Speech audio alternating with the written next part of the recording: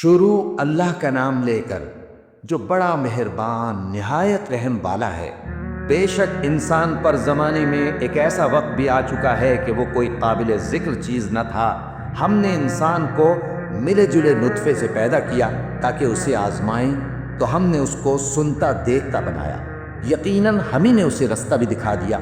اب خواہ شکر گزار ہو خواہ ناشکرا۔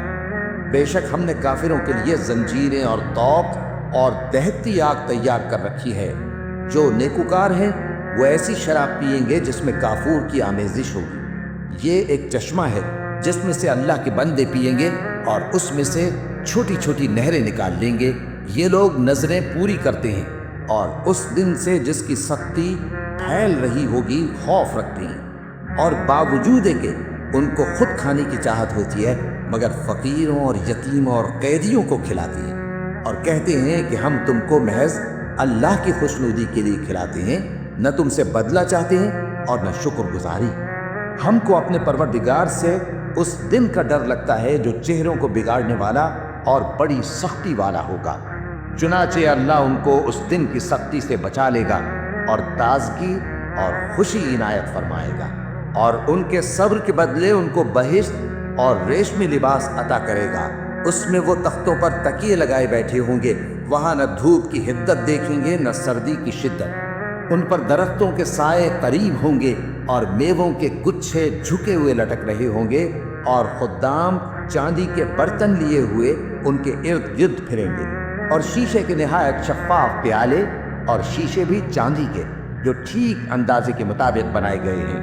اور وہاں ان کو ایسی شراب بھی پلائی جائے گی جس میں ادرک کی آمیزش ہوگی۔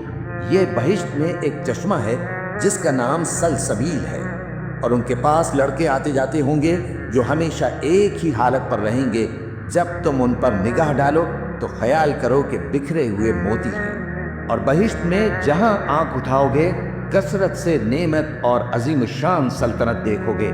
ان کے جسموں پر دیبا اور اطلس کے سبز کپڑے ہوں گے، اور انہیں چاندی کے کنگن پہنائے جائیں گے، اور ان کا پروردگار ان کو نہایت پاکیزہ مشروب دلائے گا، فرمائے گا یہ تمہارا صلہ ہے اور تمہاری محنت ہمارے ہاں مقبول ہوئی۔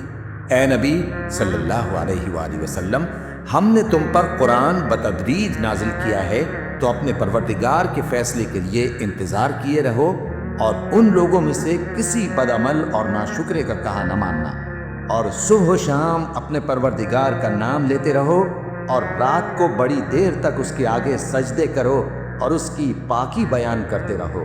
یہ لوگ دنیا کو دوست رکھتے ہیں اور قیامت کے بھاری دن کو پس پشت چھوڑے دیتے ہیں۔ ہم نے ان کو پیدا کیا اور ان کے جوڑ جوڑ کو مضبوط بنایا، اور اگر ہم چاہیں تو ان کے بدلے انہی کی طرح اور لوگ لے آئیں۔ یہ قرآن تو نصیحت ہے، جو چاہے اپنے پروردگار کی طرف پہنچنے کا راستہ اختیار کر لے، اور تم کچھ بھی نہیں چاہ سکتے مگر جو اللہ کو منظور ہو۔ بے شک اللہ جاننے والا ہے، حکمت والا ہے۔ وہ جس کو چاہتا ہے اپنی رحمت میں داخل کر لیتا ہے، اور ظالموں کے لیے اس نے دکھ دینے والا عذاب تیار کر رکھا ہے۔